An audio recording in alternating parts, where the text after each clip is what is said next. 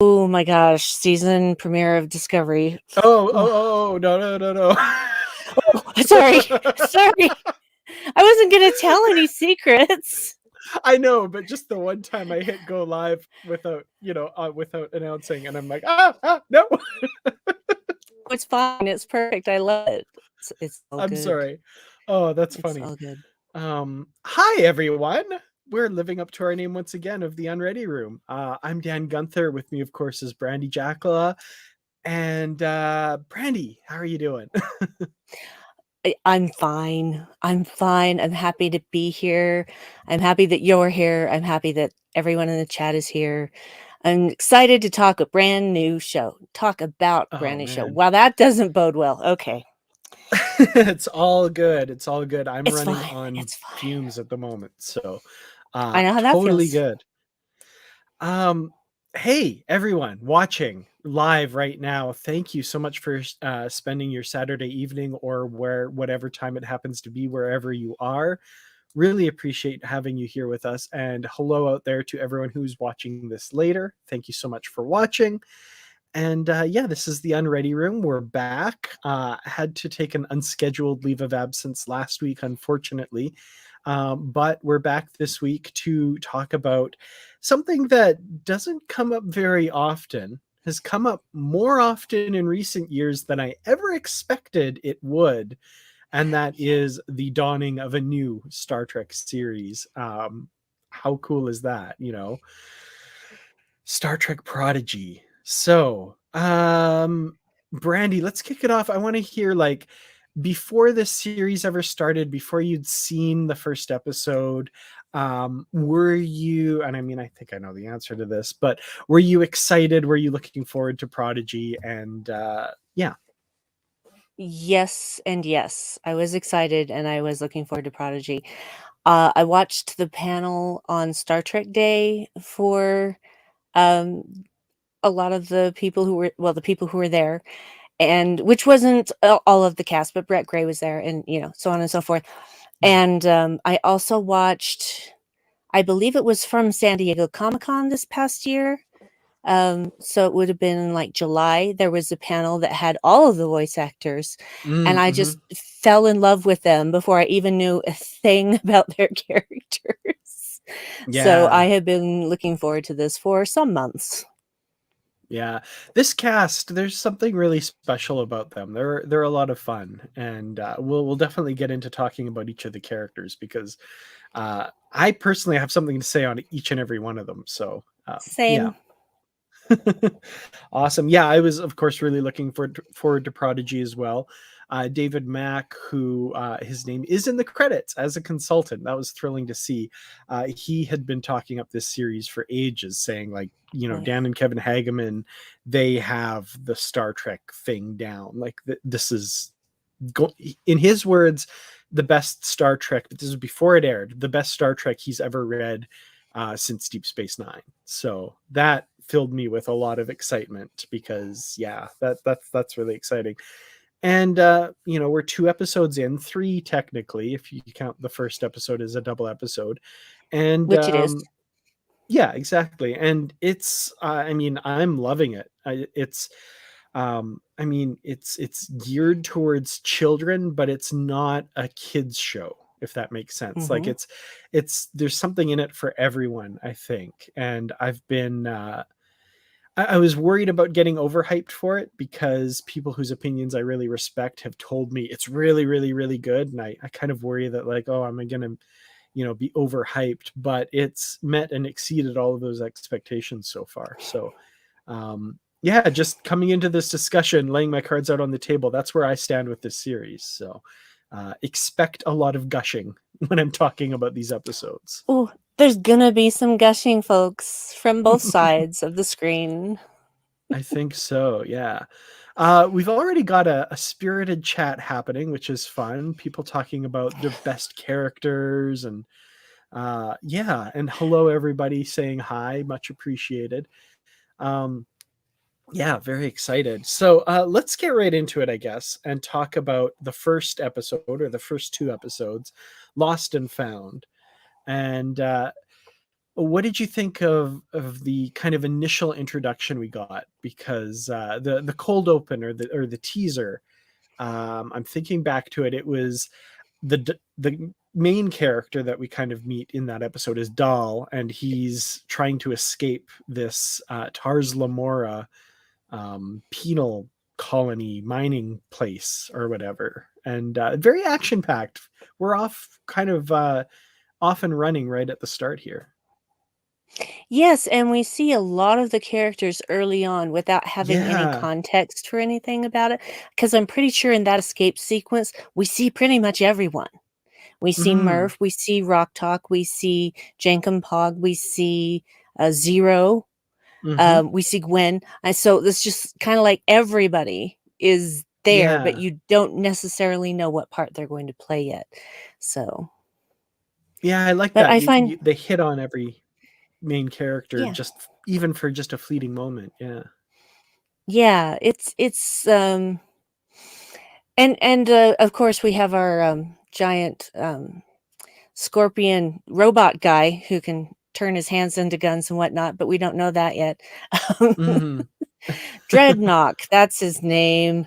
Voiced Yep. by Jimmy Simpson, which really Yeah. surprised me. And so the second time that I watched it, knowing that in my head, and I'm like, he is so freaking good at this.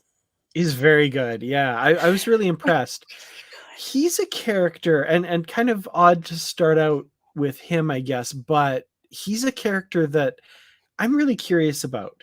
Like there's good. little indications throughout this first episode. I don't think we see him at all or very fleetingly in the second episode, but in that first episode, he's, he's the henchman of the main villain and all that sort of stuff, but there's just something in his voice when the Mm-hmm. diviner is giving him an instruction or something. He seems a little bit bristling against it. Maybe not even that strong, but just kind of like, yeah, I know.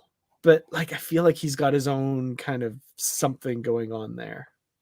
Exactly. I feel like he's going to rise up. So, yeah, he's not. The thing is he's obviously a robot. And I don't Mhm. say android because he's not like humanoid looking. So I'm Right. going with robot on this. And he has been programmed to basically with as a universal translator and to basically do the diviner's bidding.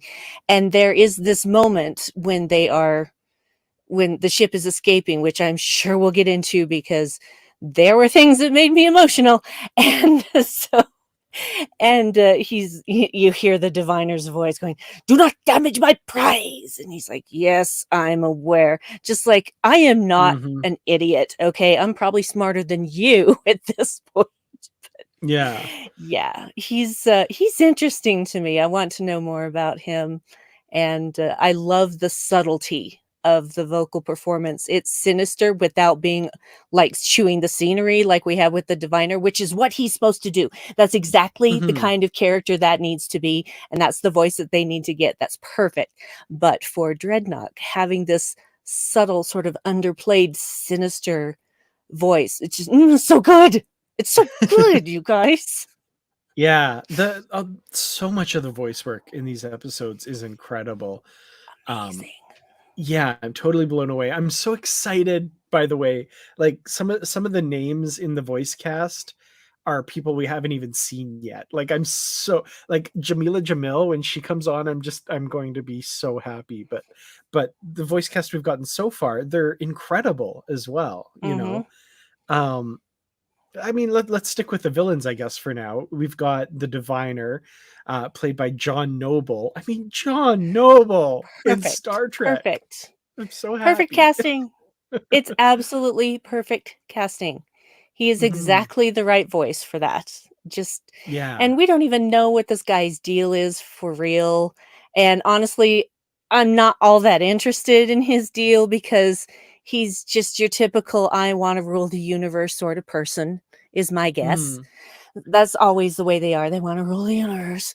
And I had this weird thought when he was talking to Gwen about how the future of their race was going to be up to her.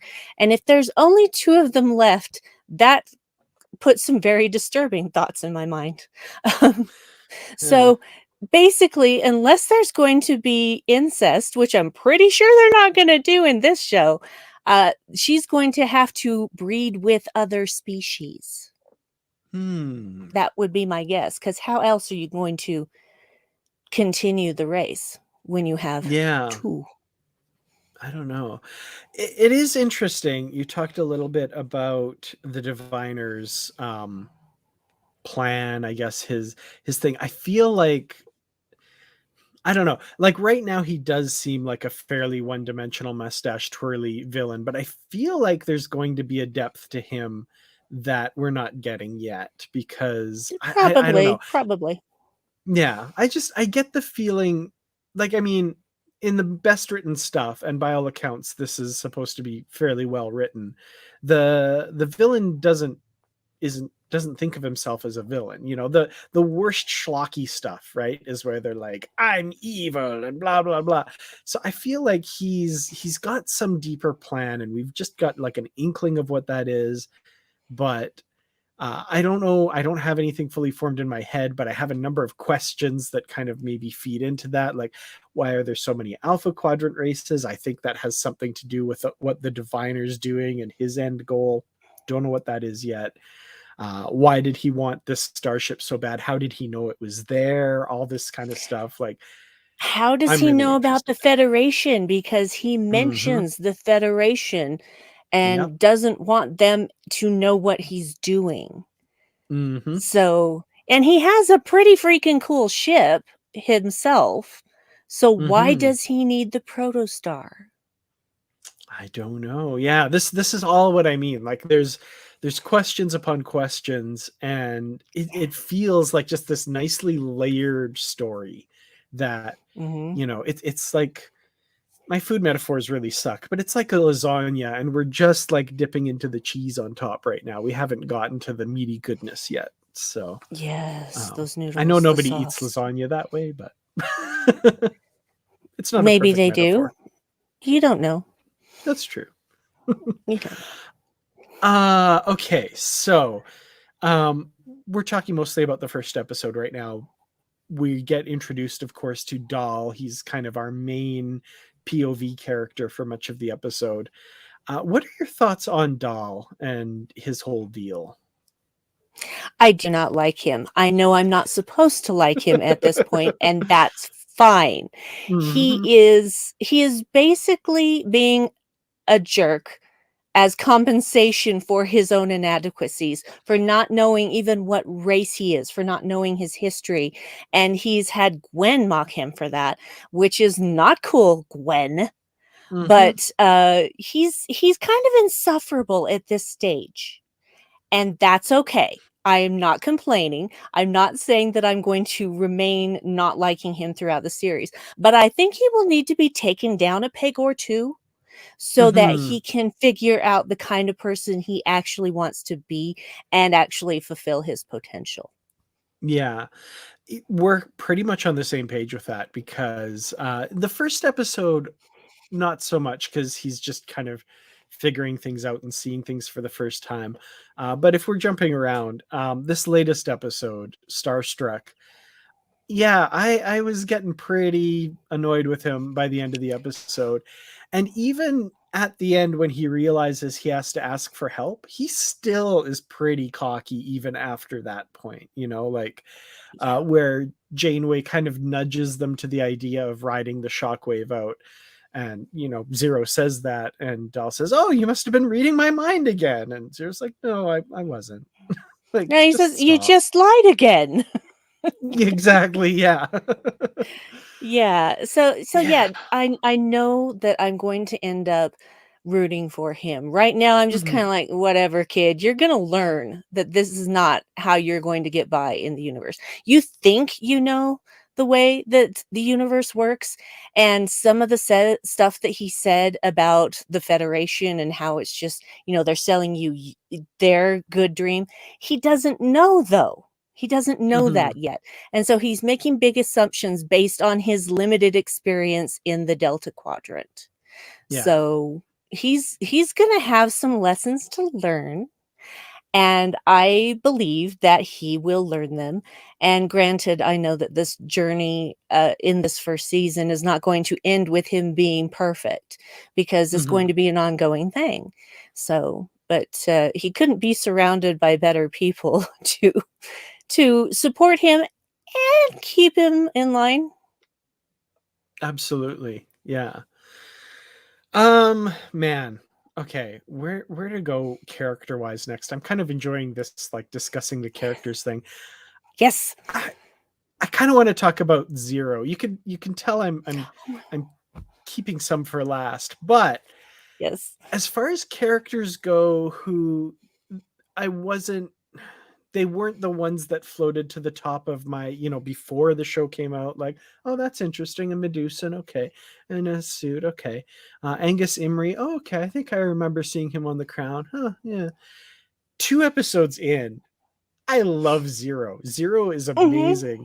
The Spock or the Data kind of the show a little bit, that kind of plain spoken, um, logical, but still kind of like trying to figure things out in an interesting way. I'd love to know, like, we have a bunch of kids basically. How old is Zero as far as Medusans go? Like, I'm curious about that. Like, how much of Yeah. a kid are they? So Hmm. I don't know. First of all, I love Angus Imrie's vocal performance. He's so good. He's brilliant, Hmm. absolutely brilliant. I could listen to him talk all day and saying anything. I just could. I love the fact that Zero had to build their body without hands. How do you do that? How do you do that when you do Very not have carefully. corporeal form? And then there would just be fun little things like, "Has anyone seen my hand?" Just just so That's matter of excellent. fact. Just and, there's that one situation, "Well, do this, I don't know why you think I know what I'm doing." It's just it's Yeah. just, they are a fantastic character, still a bit mysterious, but obviously they've been through a terrible ordeal as well by what they were forced to do to Hmm. others by Dreadnought and the Diviner. Yeah. So, ugh, that's ugh. Yeah, absolutely. It's bad enough to have terrible things done to you, but when you're forced to do terrible things to others, that leaves a scar on your soul, you know? Hmm. It just it just Definitely. does. So, Yeah. I really, really enjoy Zero. Yeah. Yeah, they're definitely Floating to the Top is one of my favorites for sure. I loved in the first episode just the little moments, like, for example, when they're first trying to launch the ship and it's falling, it's not yet flying, and Zero finds the controls to activate the engines basically, and they're like, oh, that was the right button, I must make note of that. So good. Oh. Yes. They are Mhm. learning with everybody else. So, Yeah, don't and let then that robot body fool you. They are still just absolutely. a person. And then in this last episode too, oh, there's the control, and holographic Janeway's like, little to the left of that. Mm, mm, ah. No, your other left.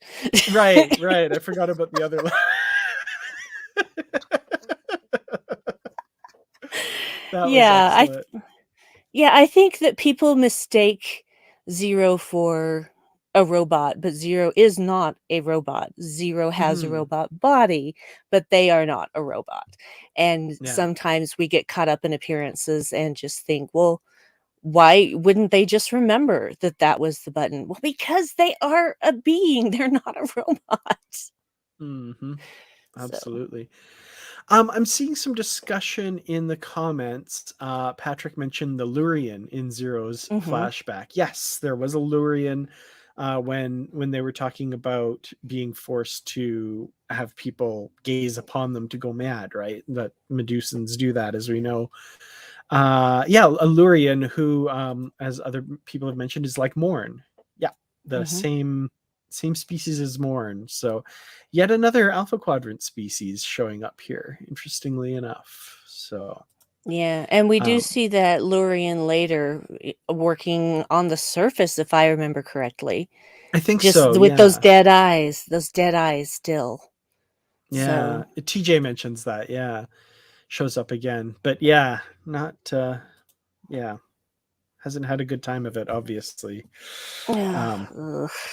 yeah, there's some dark, like it's geared for younger audiences, but there's still some dark stuff in this, which, that's to be expected. Yeah. Here's the thing though, a lot of people, there have been some people I know that who have objected to this being so dark. And I put it to Hmm. you thusly, the way that adults see this show is vastly different from the way children see this show. And something that we think is dark is not going to necessarily seem that way to a child. Yes, they're Hmm. receiving the messages that this is your bad person and this is a bad person and they've done horrible things. But they're not thinking about, wow, this is dark. That's adult thinking, you know? Absolutely. So just let the kids watch what they want to watch and stop thinking about it with your adult standards Hmm. because this it's all going to be fine, you guys. It's all going to be fine. Or Yeah. not. I It, don't know. yeah, no kidding. It's funny. Recently I rewatched Ghostbusters and Ghostbusters 2, the films, and they I'm were sorry. I loved those films as a kid. I just absolutely loved them. And watching them again recently, I'm like, wow, there is a lot of adult stuff in this that just went right over my head as a kid, and I did not take it that way. And now as an adult, I'm like, oh, wow, every second thing that Peter Venkman says is sexual innuendo. I had no idea. Um, so kids Yeah. watch things on a particular level, and they react to things that are funny because other people are laughing, but they don't get it. It's fine. Hopefully. Yeah. It's really not. Also, I've heard people say that this is a little Star Warsy. I so what? Yeah. I mean, we're I, dealing with yeah. things that we've never seen before. It's still Trek. It's still the Hmm. Delta Quadrant. And yes, we're seeing beings that we've never seen before, but isn't that the whole point? Is to seek out new life and new civilizations and boldly go where no one has gone before? Well, we're going there, folks. I seem to We're remember a certain holographic captain saying something along those lines. So, I know, right? Who was that? Huh. Well, hmm, it'll come to me later. exactly. Yeah. Okay. Let's go to Jason Mantzoukas as Jankum Pog. Because Jason this Mantzoukas can do no wrong. here, I love that guy. He's Yes. a huge fan. I'm a huge fan of Brooklyn Nine-Nine. I recently watched Parks and Rec for the first time. Like, anytime that guy just shows up, I love it. He's so good. Now uh you have to watch The and Good Place. I've watched The Good Place. He is so Okay, great in The okay, Good good. Place. That Mhm. was that might have been no, I guess I saw him in Brooklyn Nine-Nine first, but yeah, no, great stuff. I'm a huge fan, and the fact that he's a part of Star Trek now, that I'm gonna keep saying this, that like so and so is part of Star Trek now. I'm just like so happy to welcome them into the family because they're people that I love. And yeah, there's a chance now that I can go to a Star Trek convention and get Jason Mantzoukas' autograph. That's what I'm so thrilled about. So yeah. Right? Um, yeah. Jenkum Pog, a Tellarite apparently, and the engineer, and outspoken, but not to the point of where I was worried maybe it would be annoying.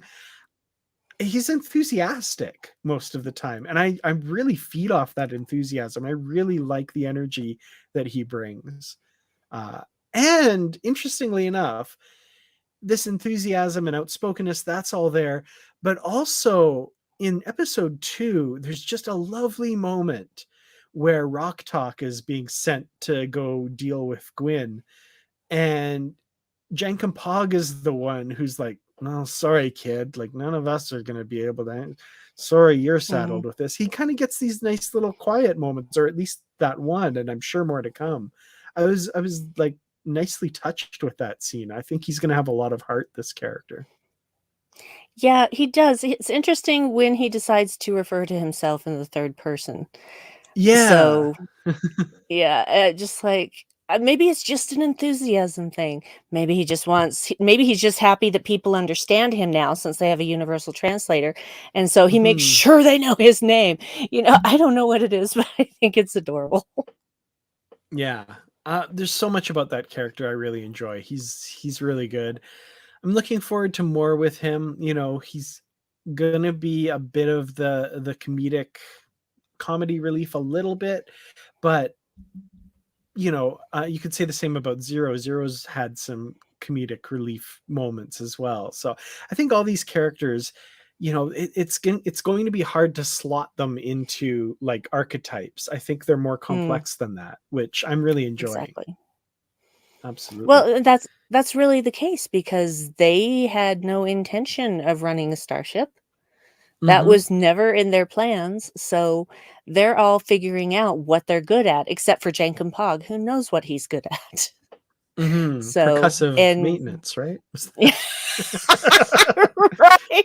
If it doesn't work, just bang on it?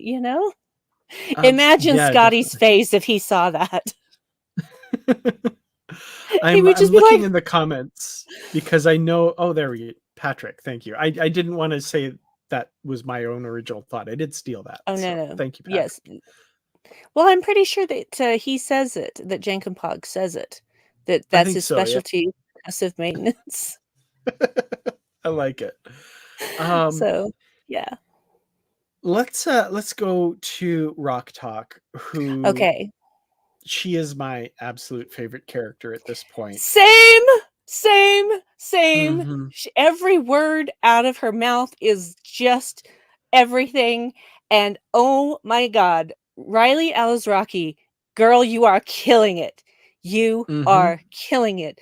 That amount of talent at that age is unreal.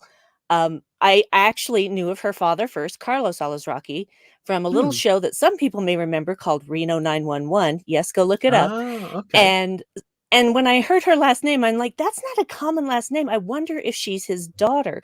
And then when I saw her in the, San Diego Comic-Con panel, virtual panel, I'm like, "She has his eyes. She has to be his daughter." So I'm, like, looking her up on IMDb. Yep, yep, she's his daughter. And she's genius. That's all that's She's very good. I can't say anything better than that. Just because when it comes to younger children, it is difficult to get a Hmm. natural performance out of them. They often sound very stilted. But just like the scene where they go to Jankum Pog and he's like, "Hey, why do you understand me?" And she says, "It's magic." And Doll says, "It's a translator." "It's a magic translator." Just she's just everything. She She's is so good. everything. Yes. Yeah, Yes. absolutely. I okay, let's talk about the translation a little bit because that's I wanted to bring that up with regards to her character. I love what they've done here. It's like the cooperation of Star Trek in microcosm with this, with the initial set of conditions in that nobody can understand each other. They're all cut off from each other. There's no communication. And then and purposefully done, of course, by the divine. Mhm. They're denying them technology so that they can't communicate and stuff. And then you bring in the Starfleet technology, and suddenly they're all able to communicate with each other, and no one is what they appeared to be at the beginning. I love that. Like it's baked into the show. And that's one of my absolute favorite things. Like we all knew we saw the trailers, we knew the casting and all this stuff because we're the huge fans, right? We're eating up all of this Mhm. information. So to us, the surprise was when we first see her and she just growls. And it's like, oh, okay. But for most people, of course, the surprise is going to be when the translator is activated and she starts speaking. And that moment is just so good regardless of which direction you're coming at it from, because the other characters, Doll's been calling her him all this time, and oh, you're the muscle, oh, big scary rock creature, you're gonna kill me kind of thing. Oh, she's a little girl, and she Mhm. is like unapologetically a little girl, and in this huge hulking body, at least relative to everyone around her. So those expectations get dashed and subverted, and I just the like the drama that's baked into that because of that is just so delicious, and like I can't wait to see what more they do with that as the series goes on. Well, I do like the way that Dal responded to her when, he's shouting, "What did you do? What did you push?" "I didn't push anything." And then he's like, "You're not a big guy. You're a," and she says, "What?" I'm a And what? he Yeah. says, "Not what I expected."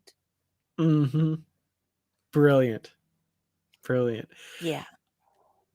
I love that. And as you were saying, like, her acting is just so good, and the moment in episode 2 that I got a little choked up, and I immediately thought of you when I did that.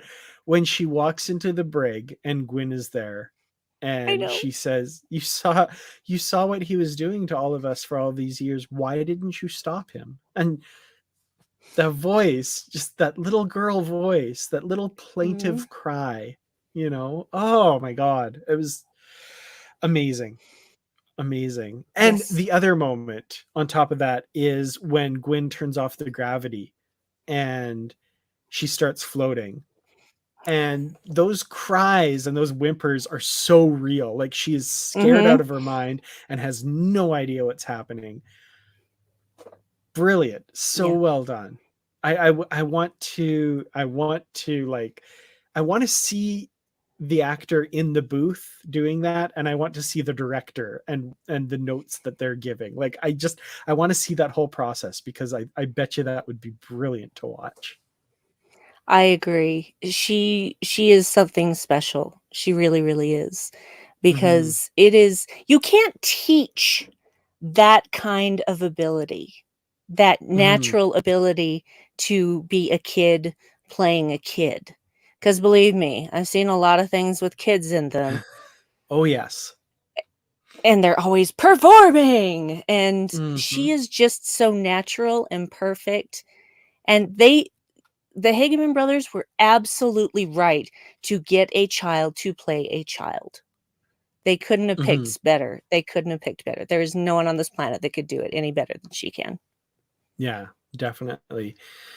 The other line of hers too that I was just like, I've heard kids talk like this before. And it's the kind of line where, like, it could be like performed and like really ridiculous, but in episode 2, when they're trying to decide what to do and stuff, and they've had the Federation explain to them, and she says, oh, I'm on the wrong episode, I'm still on episode 1, because I want to get the quote exactly right here. Um, so she says, I like to boldly go, or at least I think I do. Like, just, there's something about the way she read that line, and I can't even read that without it sounding ridiculously performed, because I'm not an actor. I'm not good at reading lines. But I believed her. I totally bought that this was a little kid going like, like, I bought it. I was like, Mhm. this is a kid. This is a little kid, and she's perfect. So yeah, I don't know. I Yes. don't even know what it was about that line that really got me, but I was like, yeah, that was Just perfect. every line that comes out of her mouth is just perfect. Hmm. There isn't a single time where I just go, she's I cannot gush enough about Riley and her character. I love them both so very much. It is going to take something really, really, really, really, really special to dethrone her as my favorite character. Yeah, I hear you. The thing is, like, a lot of these characters are getting close. Like, they're up Mhm. there too, right? Oh, I'm not saying that there's not Oh, no, competition. no, I'm no, like, I know. here's Rock, and like here's Zero, and here's Jankum, and it's just like And it's like here's Doll. millimeters separating. Yeah, Doll and Gwen are kind of at the bottom for me right now, but that's Uh, okay. I'm sure that they will do something that will make me have sympathy for them. Well, I mean, I do have mhm, sympathy for Doll, not the way that he acts, but Gwen, at this point, I have zero sympathy for her. mhm. So she's gonna have It's to work on that. interesting because David Mack has said that Gwyn is one of his favorite Star Trek characters of all time. So I'm excited for what I'm sure her story is going to be because, yeah, yeah, I'm excited to Oh, get on that level with him. yeah, I'm absolutely sure that there will be a change, a point at which I go, oh, I get it now. And I'm going to have that point with Doll. I'm going to have that point with Gwen. I know that. But right now, Mhm, this is how I feel. I kind of feel like kind of how Rock feels, like wanting to just punch her in the face. So mhm. She's a bad lady. she's a bad lady, and Absolutely. Rock fed her anyway Mhm. because Rock is a good person.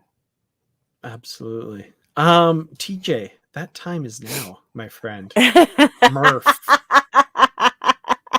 Murph. Murph. Murph. Yeah, D. Bradley Baker as Murph. He's I very man. good at making weird sounds. Yeah. Yeah. Very good at making Murph weird sounds. is interesting because you cannot chain him I don't know if it's a him. Is it a him? You can't chain it up. It just kind of wanders around this prison colony doing whatever the hell it wants. And everybody's Mhm. just like, we can't keep him contained. It's Murph. Yeah, he can basically just squeeze through any crack in the wall, probably. So we can't lock him up. We can't communicate with him. Even with the translator, we can't force him to work. So I guess he just lives here. Mhm. He does Yeah. seem to be intelligent, though. He seems to kind of know what's what a little bit. Now, okay, so end of episode 1, they need weapons to be able to get the debris out of the way, and Murph jumps up on the console and manipulates the buttons. I don't know why this is the movement I'm making, but that's kind of how I imagined it. Yeah. And manages to bring the weapons online and fires them. Now, the one thing is that wasn't luck. That wasn't just like, oh, hey, look, that was lucky. But there are two possibilities. And Bruce and I talked about both of these in the podcast. And it was um, either A, he's really smart and was able to figure it out by looking at it and went and did it, or B, he knew what to do already and has been on a Federation ship before or something like that. So Mm. I don't know. I don't know. Those were kind of the two that we batted around a bit, but you know, I don't know. I wonder if that's why he doesn't speak a language that can be translated. I'm guessing he probably isn't speaking a language at all. But what if he actually does have a language? We're just not hearing it. Hmm. That could Hmm. be. Now, that was one thing. I don't know how much we want to bring in what's been said behind the scenes and stuff, but I think at one of those panels, somebody said that like the character's ability to understand and communicate with Murph will evolve as the series goes on. So I don't know if that means like he will be able to be translated, or my thought initially was we'll have like a Chewie or R2 situation where he makes noises and people are like, oh yeah, Murph, blah, blah, blah, blah, blah. And then on the podcast, I thought of this. We know that Gwyn is really good with languages and Mm. learns languages and really becomes good, adept at speaking with people without the benefit of a translator. And I'm wondering if she'll be the conduit through which we'll be able to know what Murph is saying. So maybe it will be her that learns his language or how to communicate with him, and that will be kind of she'll be the Han to his Chewie, I guess, Hmm. basically. Yeah. Well, they're all interesting theories. I guess we're gonna find out eventually. I'm so So, excited. but Murph is Murph. Murph is just kind of happy-go-lucky. It's like he's just Hmm. happy to be there. Tries to eat a chair. Tries to eat a holographic planet. Gets disappointed when he finds out it's not something he can eat. So Yeah. he's interesting. And Rock was the one who made sure that he was on board. So she's the Hmm. one responsible for filling out the crew with him. Yeah. So, I did love the callback in episode 2 to episode 1 where they're like, well, we're out of, I don't know. Murph, any last minute like Deus Ex Machina getting us out of the situation like last episode? Oh no, he's eating a chair. He's or got at least nothing. trying to. At Yeah, least trying to. that was great. Um, yeah, that was fun. So yeah, theories as to what Murph is. I've seen a bunch. For those who don't know, one of the people who works on the show did tweet out that nobody has guessed what, or at that point, nobody had guessed what Murph is. And it's probably the deepest Star Trek cut reference that he could think of, possibly. The one thing I didn't see as a follow up was somebody said, was it something that we've seen in a previous episode? And he responded, not that I'm aware of. So, hmm. Interesting. Well, Yeah. honestly, I would be fine with Murph being just a completely new thing that we haven't seen in Star Trek before. Hmm.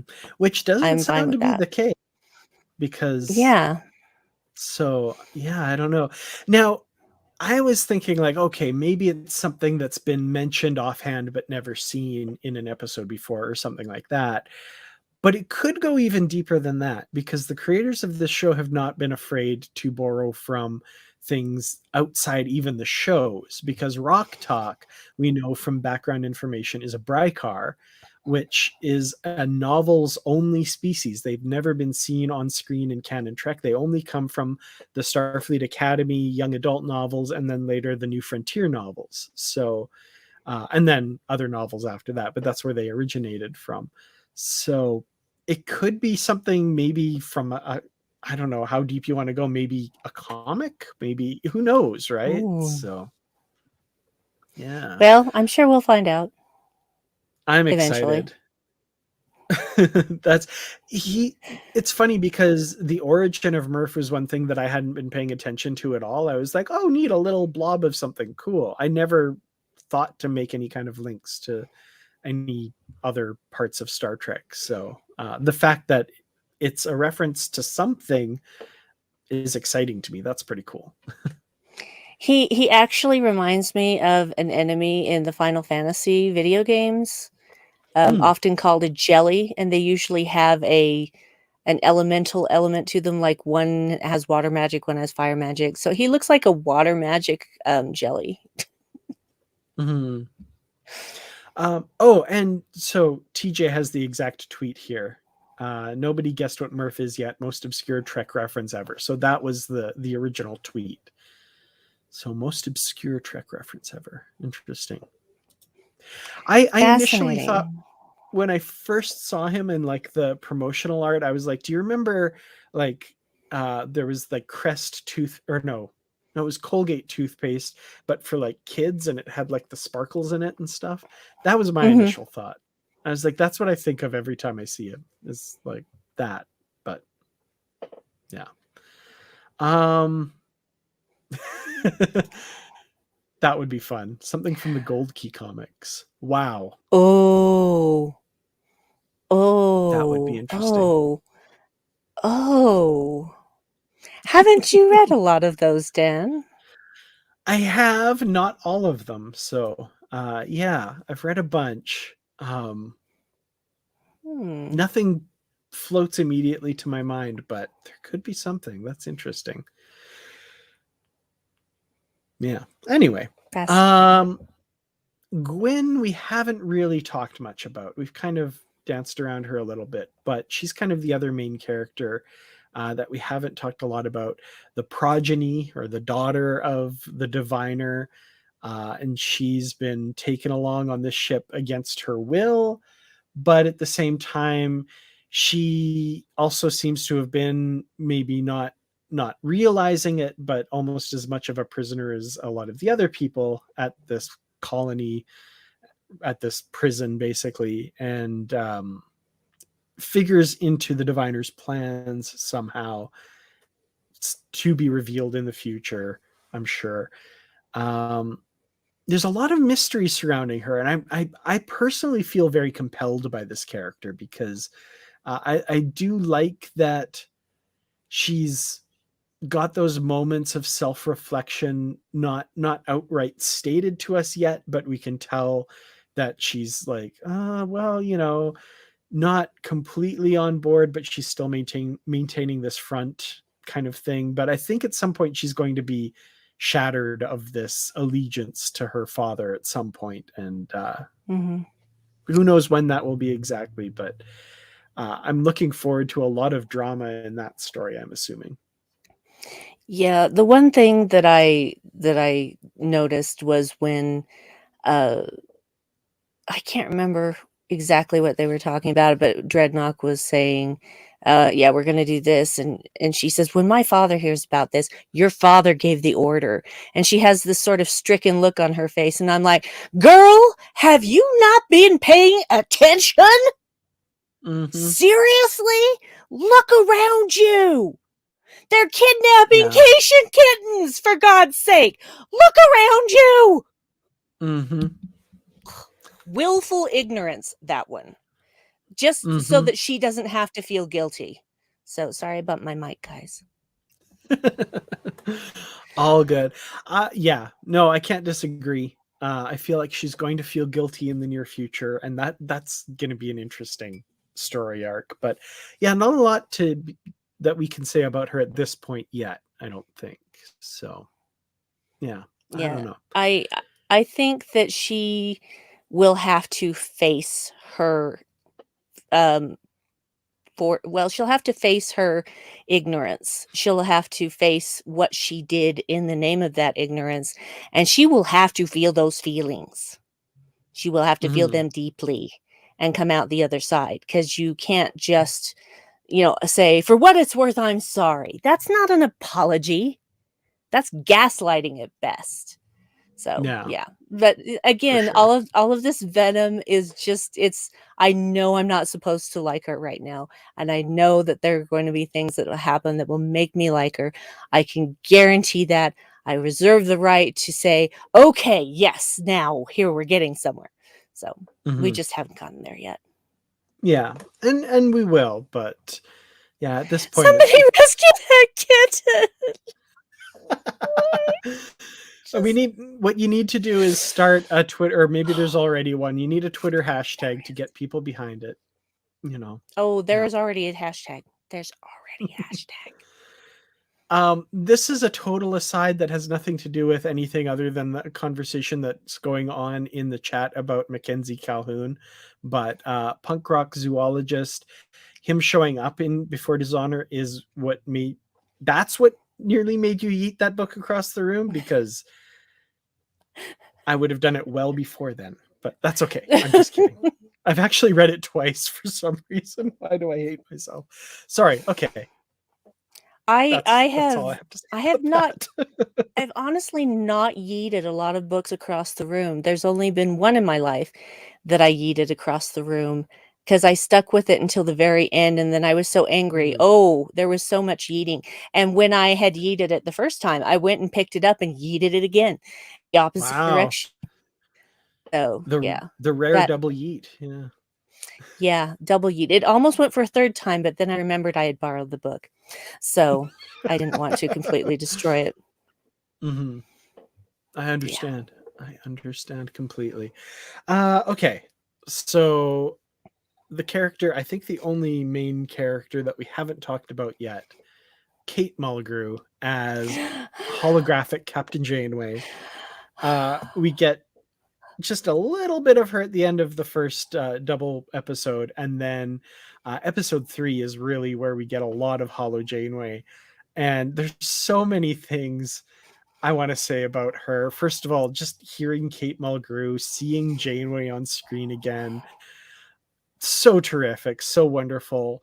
Her Mhm. explaining the United Federation of Planets and talking about boldly going and seeking out new civilizations. Oh, that was so great. It made me what I'd always wanted for Voyager was like an opening monologue similar to previous Star Treks with Kate Mulgrew. Uh, so that was close. I was like, okay, I feel a little happy there. And then I'm just going to say my absolute favorite moment from her entire stint so far is towards the end of episode 2 when they're at their wits' end and Dahl finally asks her to come back for help. And she says, oh, well, you've gotten yourselves into quite a pickle, and takes a nice long sip of coffee. Mhm. All right, Mhm. let's go to work then.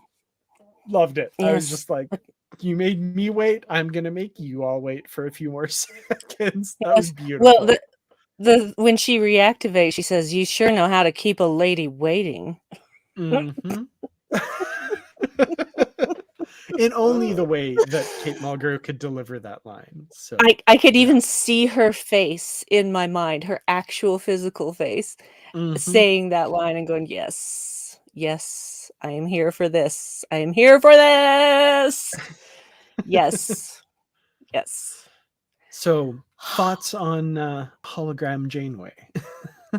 I adore her. How could you not? It is Mm-hmm. so amazing, even as a hologram, to have Janeway back in Star Trek. I am so grateful to the Hageman brothers for talking her into it and getting Yes. her on board. I don't think they had to work very hard once they explained the concept of the show. Mm-hmm. And I know that she is really enjoying it. If you've watched the first episode of the Ready Room, after episodes 1 and 2, then you will know how happy she is to be doing this and how exciting she finds it. So I love Kate Mulgrew anyway.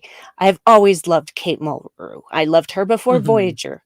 And so I'm just so happy to have her back in any capacity. I know she's been doing a lot of theater, so the fact that we're able to have her on this show is amazing and wonderful and all good things.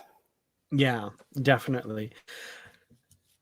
Her, yeah, like explaining the Federation. Too, by the way, a Tellarite, and there's an image of a Tellarite as one of the founding members. I kept waiting for Mhm. something there, but I don't know. Maybe we'll get something. But anyway, that was cool. Her extolling the virtues of post-capitalism to Jankum Pog in the mess hall, that made me very happy. She's like, Mhm. the Federation has moved beyond the need for traditional currency. It's free. Yes. And he's like, Yeah. oh, great. Yeah. Well, see, here's the thing. I'm guessing Jankum Pog has no idea what a Tellarite is, Mm-hmm. really. I think that Yeah. he has only ever known himself. He's probably never seen another Tellarite, knows nothing of his homeworld, knows nothing of his race. He probably was taken to the Delta Quadrant at a very young age, if not, you know, kidnapped. I don't know. I really don't know. But it's obvious he has no idea about Mm-hmm. anything having to do with Tellarite culture or history. Yeah. One thing that's interesting. Spamming Spam. in the chat. Yeah. That's one thing that I don't know if it's a safe assumption or not. I'm assuming we're going to get like the backstory episode or the origin episode for like characters as we move along. Mm. Again, I don't know, maybe they're going to subvert my expectations, do something totally different, but if that's the case, I am so looking forward to the Jankum Pog backstory episode because there's some interesting stuff there that I'm really eager to learn. So, Agreed. yeah. Agreed. Yes, I adore hologram Janeway. It doesn't matter in what form you get Janeway. It's Janeway. Mhm. So, as long as Kate Mulgrew is a Definitely. part of it, I am on board. Yeah, for sure. So I think we know that this show is going to be the protostar making their way to the Alpha Quadrant for at least part of the show. Like that's going to be something in the show. They're going to head towards the Federation, and I think that's kind of what we're going to get in the next couple episodes coming up. This episode, the most recent one, Starstruck, of course, was them heading away from the Federation towards this horrible fate. What was Mhm. it that Zero said? Sorry, his line was so good. Oh my goodness. A dying star. What a rare and exciting way to meet our doom. Their delivery their delivery of that line was so good. They were truly entranced and excited because it was just so different. You know, if you're gonna die, why not go out in a way that most people don't? That was wonderful. It was wonderful. It was Again, wonderful. Angus Imrie, I just gotta just keep saying how awesome he is at that. But He I guess I is. don't know. Is there anything we haven't talked about with these episodes that you want to bring up? And Yes, this the goes moments to that the made me chat as well. emotional. Yeah, the moments that made me emotional. Okay. So, very upset at the Cation Kitten thing. We've already talked about that. I got emotional when they, first booted up, you know, when we had the ship going and they were trying to escape and there was the rubble that Dreadnought created, and they finally get the phasers working. When the phasers start up, and I was like, okay, calm down. And then when they come through that waterfall and are leaving Yes. the prison and everybody's cheering, I'm just like, this is so great. And then at the very end of the episode, when I think it's the end of episode 2, when they say, or is it at the beginning? No, anyway. Long story short, I think it's the beginning of 2. End of 2. End of 1. Anyway, long story short, when someone says help and Janeway boots up. And when you see all Mhm. those lights flash, I'm like, here she comes, here she comes, here she comes. Yes, I get What is emotional. that? Yeah. Definitely.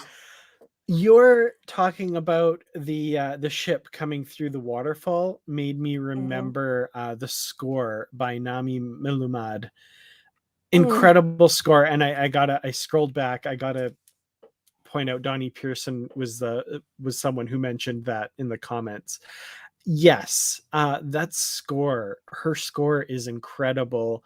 Along with Michael Giacchino's opening theme, very very good as well. But yeah, the score of the episodes, Mm. so terrific. I'm blown away by the music, and that moment, like the music in that is just cemented in my brain as it comes through the waterfall there. And beautiful. That's something I do Yeah. love about this show as well. I mean, it wouldn't be Well, Star Trek without great music. That's of just course, and that's part of the equation. we got a little bit, just a little bit of the Voyager fanfare when Janeway boots up the first time. Yes. Yes. That was Beautiful terrific. thing, beautiful thing. Definitely. Yeah. What else do we got here? I think I've pretty much said everything I wanted to say. So anyone in the chat that you want to bring up anything. In the meantime, Brandi, I don't know I don't know how to keep from just saying that I love it so much. So I mean, do we want to give it a And, rating? Like, I don't know. What's your rating? Because mm, it's pretty obvious what mine is at this point, I think.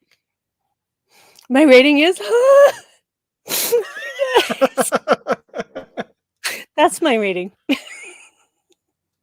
I agree with that rating. I'm just gonna second that and add a like, no, seriously, you guys to that, Yeah. and that's my rating. So Mhm. yeah, Yes. everyone else in the chat, I guess, what are your ratings for these episodes, and what are we wanting to see next week?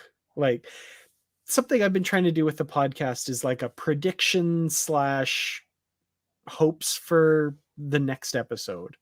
I don't know. What do you want them to do next episode? What do you think's going to happen? I don't want to even speculate because we're in such new territory right now that I don't want to have expectations.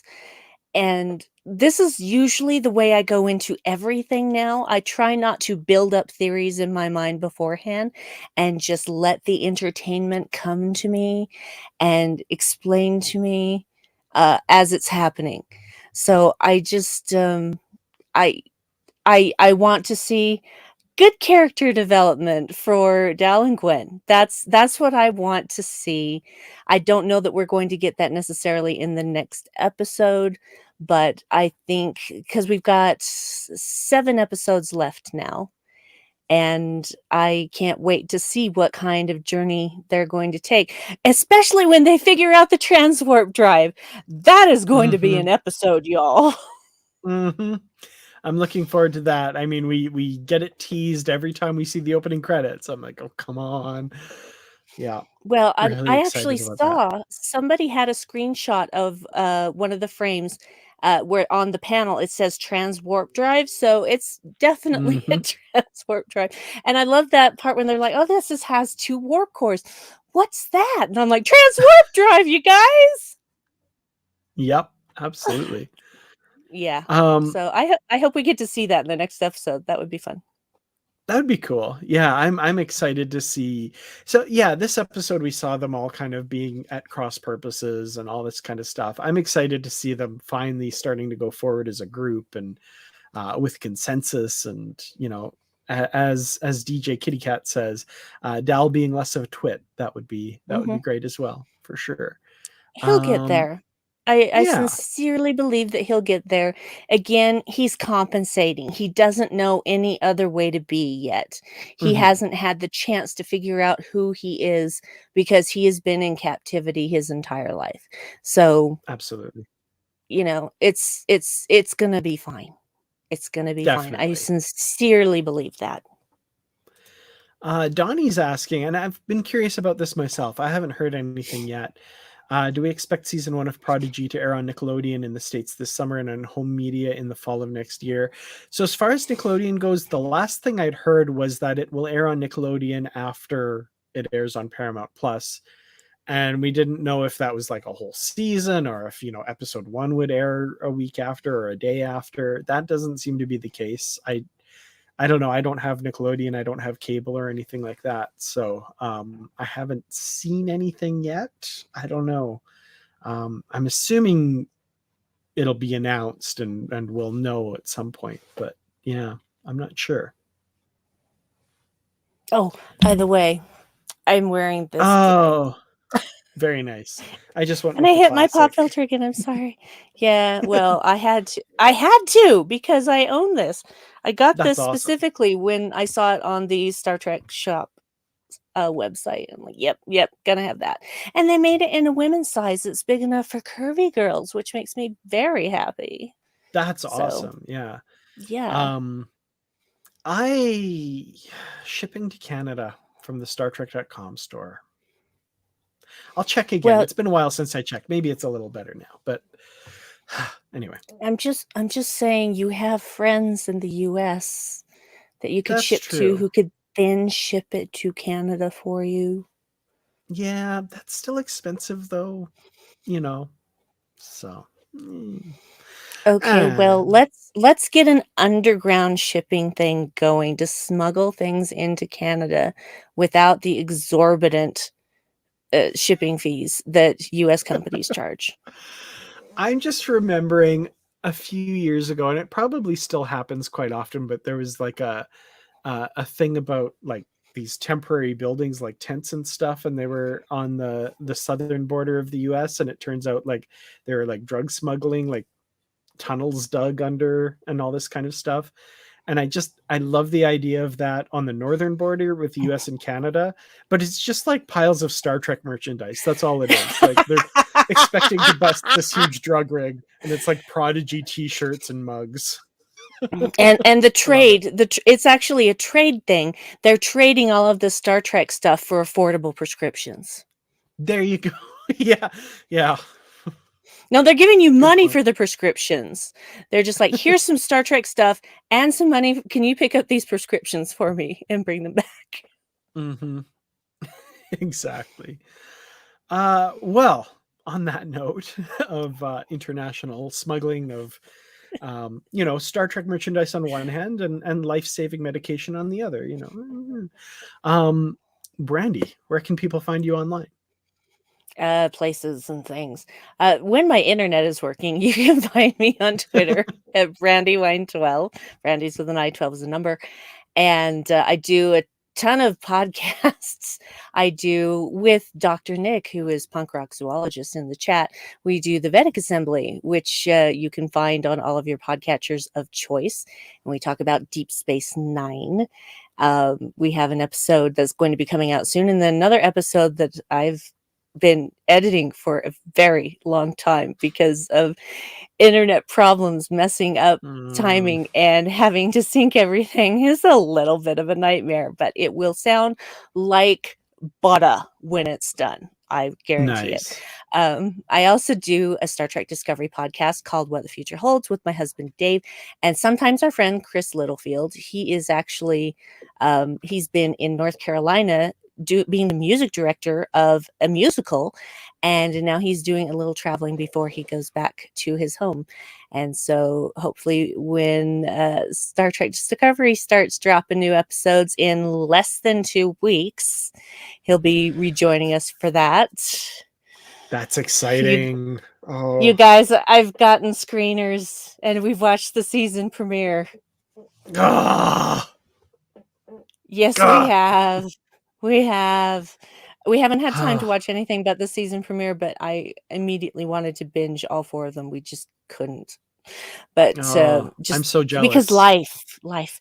So you can find that anywhere on podcatchers. Dave and I do a podcast called, The Dark Corner, which has now gone independent because our benevolent overlord is winding down his podcast, which is how he started his tiny little network, and we rode on his coattails, and so Hmm. he's, and honestly, WordPress sucks.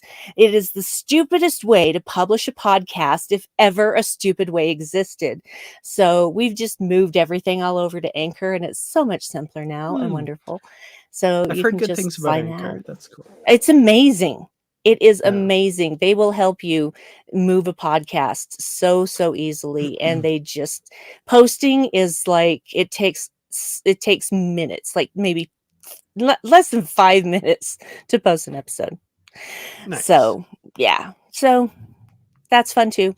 And then sometimes, maybe someday, we'll be doing an episode of Boldly Go Again, which is a Star Trek Strange New Worlds podcast. But Suzanne has been moving house, and Hmm. delays happened, and illness happened, and all sorts of weird stuff. So we'll work that out as it happens. I think that's it. Yeah, I think that's it. So, and Awesome. Dan, you have things and stuff. I do have things and stuff, mostly Positively Trek, the podcast that I do with Bruce Gibson.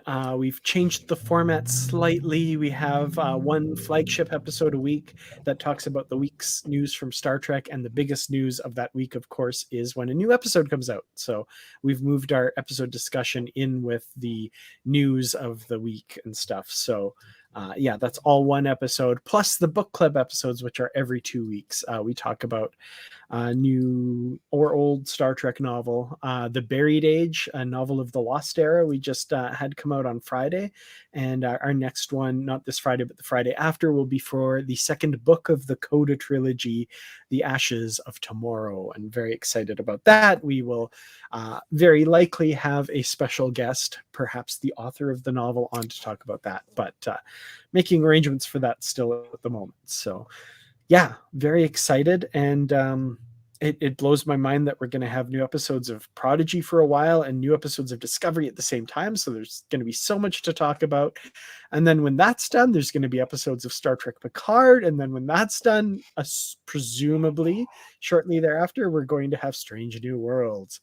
And then when that's done, we'll probably have Lower Deck season 3. And then when that's it's never ending Trek, and I'm here for it all. So I'm so excited. We are living in a new golden age of Trek, and I Mhm. can't be more happy about it. Definitely. I'm right there with you. So yeah, thank you all so much for joining us. This has been a lot of fun. We'll be here next week, probably around the same time, but my current job is a little crazy as far as the hours go. I think it might be settling into something resembling a regular routine. So just keep an eye out on at Kurtrats on Twitter, and the community tab on the YouTube channel. I'll try and keep everybody updated there as to when the next one of these will come, but it will be in approximately a week. So yeah, look forward to seeing you then to talk about episode 4 of Prodigy, untitled as of yet, according to the public facing page of Memory Alpha. So we'll find out what that is then.